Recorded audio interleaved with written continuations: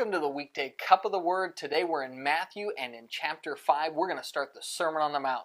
Sermon on the Mount is 3 chapters, 5, 6, and 7. And so chapter 5 is going to cover 1/3 of the sermon.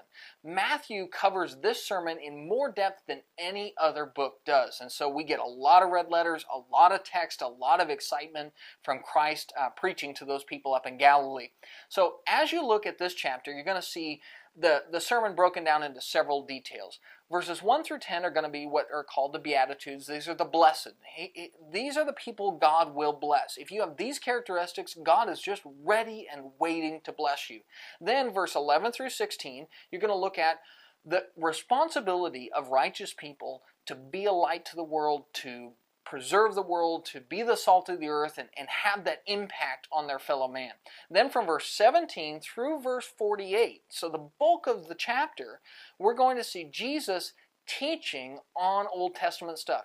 Jesus did the same thing that any other preacher did. He took the text and he says, this is what it says, now let me explain it to you. The only difference is he explained it a whole lot better than anybody else ever did. In this verse 17 through 48, he's going to talk about Old Testament commandments. He'll talk about don't murder and clarify that it doesn't mean just don't murder. It means don't have anger or hate in your heart. He's going to say take it a step further than just don't kill somebody. He'll talk about don't commit adultery, and that is dealing with lust, and that you're supposed to rejoice in the wife of your youth and nobody else. Don't swear falsely. And that means more than just formal vows when you sign a contract, but that your word should be yes, yes, and no, no.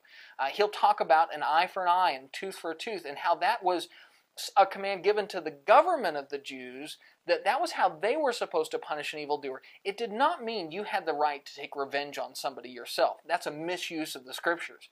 He'll also talk about love your neighbor. And you'll notice as you get to the love your neighbor and hate your enemy, where it says, you have heard it say, love your neighbor and hate your enemy. Love your neighbor is a quote from the Old Testament. Hate your enemy is not. What Jesus is going to do is say, love your neighbor, that's biblical. Hate your enemy, that is not from scriptures. Show me a verse. There aren't any that say that. You should love your enemy too. And with that, you got chapter 5, a whole world of biblical application from the master teacher. And that's your daily cup. We'll see you.